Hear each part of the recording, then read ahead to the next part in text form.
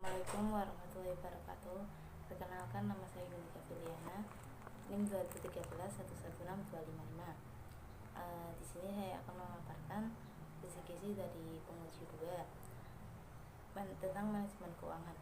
Manajemen keuangan adalah suatu kegiatan perencanaan, penganggaran, pengendalian, pengelolaan, dan penyimpanan dana yang dimiliki oleh suatu organisasi atau perusahaan.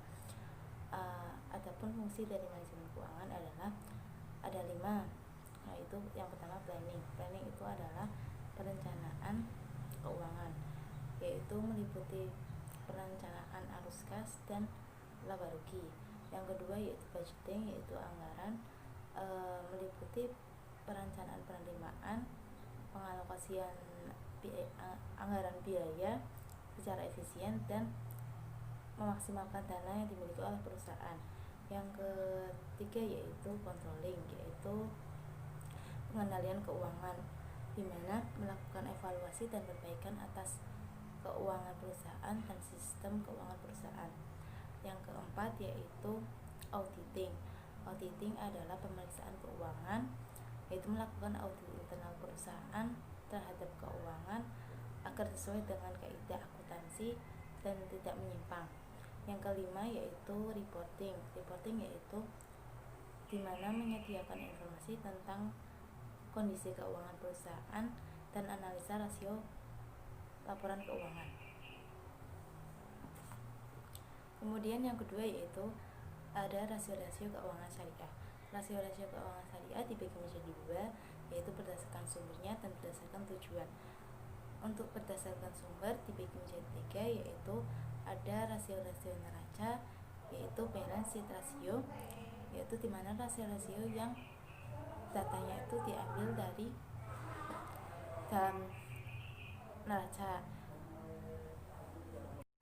Untuk yang keempat yaitu laporan arus kas atau cash flow statement, yaitu laporan keuangan yang dalam periode tertentu berupa aliran arus kas baik itu masuk maupun keluar.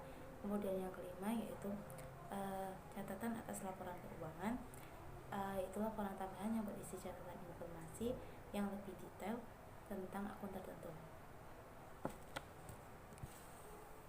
Untuk yang selanjutnya yaitu poin 12, yaitu bentuk atau jenis laporan keuangan. Itu ada 4. Yang pertama laporan laba rugi, yaitu unsur-unsurnya ada pendapatan, beban, kemudian keuntungan dan kerugian. Kemudian yang kedua yaitu laporan perubahan modal. Unsur-unsurnya yaitu modal awal, laba rugi, price, dan penambahan modal. Untuk yang selanjutnya yaitu poin 17, lembaga perekonomian syariah. Lembaga perekonomian syariah adalah lembaga perekonomian yang berdasarkan prinsip-prinsip syariah. Ciri-ciri dari lembaga perekonomian syariah ini, yang pertama bahwa LPS menerima investasi atau dana itu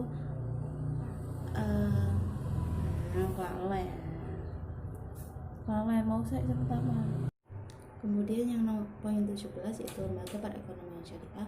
Lembaga perekonomian syariah merupakan lembaga perekonomian yang berdasarkan syariat Islam. Ciri-cirinya yaitu yang pertama, LPS mendapatkan titipan atau investasi harus sesuai dengan fatwa Dewan Pengawas Syariah. Yang kedua yaitu LPS bukan hanya mencari profit oriented saja, melainkan harus untuk fala oriented, yaitu kemakmuran di dunia dan kebahagiaan di akhirat. Kemudian yang ketiga yaitu konsep yang digunakan dalam LPS ini merupakan prinsip kemitraan bagi hasil jual beli ataupun sewa menyewa. Untuk yang selanjutnya yaitu poin 17, lembaga perekonomian syariah. Lembaga perekonomian syariah adalah lembaga perekonomian yang berdasarkan syariat Islam. Adapun ciri-ciri dari lembaga perekonomian syariah, yang pertama bahwa dalam menerima titipan dan investasi, LPS harus sesuai dengan fatwa Dewan Pengawas Syariah. Yang kedua yaitu bisnis lembaga keuangan syariah itu harus berorientasi.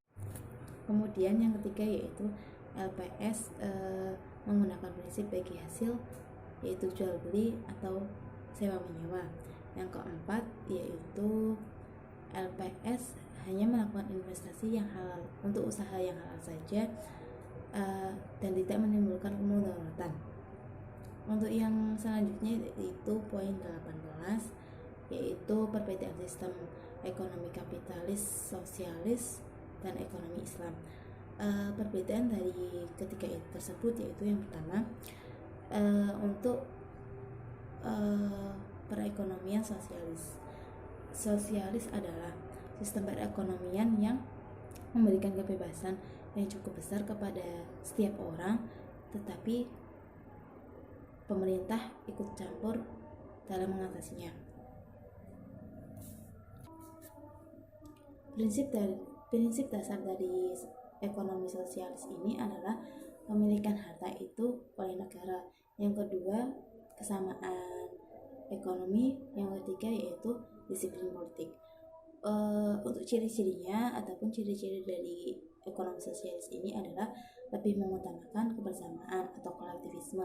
Yang kedua yaitu peran pemerintah sangat kuat, dan yang ketiga yaitu sifat manusia ditentukan oleh produks. Untuk yang selanjutnya yaitu sistem ekonomi kapitalis. Sistem ekonomi kapitalis ini adalah sistem perekonomian yang memberikan kebebasan secara penuh kepada setiap orang untuk melaksanakan kegiatan perekonomian, baik itu memproduksi barang, menyalurkan barang, dan menjual barang, dan lain sebagainya. Dalam sistem ini pemerintah bisa ikut andil dalam mengatur dan juga bisa tidak ikut andil dalam mengaturnya. Kemudian adapun ciri-ciri dari ekonomi kapitalis ini adalah yang pertama, pengakuan yang luas atas hak pribadi. Kemudian untuk yang selanjutnya yaitu ciri-ciri sistem kapitalis, yaitu pertama, pengakuan luas atas hak pribadi, yang kemudian perekonomiannya diatur oleh sistem mekanisme pasar. Kemudian yang ketiga, manusia dipandang sebagai homo economicus, yaitu mementingkan kepentingan sendiri. Kemudian yang keempat, paham individualisme didasarkan atas materialisme. Yang kemudian yang ketiga yaitu sistem ekonomi Islam. Sistem ekonomi Islam adalah sekumpulan dasar-dasar yang bersumber dari Al-Quran dan Sunnah, yang kemudian menjadi bangunan berdirinya dari yang dasar-dasar tersebut sesuai dengan keadaan lingkungan dan masa. Ataupun prinsip-prinsip dari ekonomi Islam, yang pertama, berbagai sumber daya yang ada yang dipandang sebagai titipan dari Allah Subhanahu wa Ta'ala. Yang kedua, Islam mengakui pemilikan harta dalam batas-batas tertentu. Yang ketiga yaitu kekuatan penggerak Islam itu adalah kerjasama. Yang keempat, ekonomi Islam menolak adanya akumulasi kekayaan dan dikuasakan segelintir orang. Dan akhlak, akidah, akhlak, dan syariah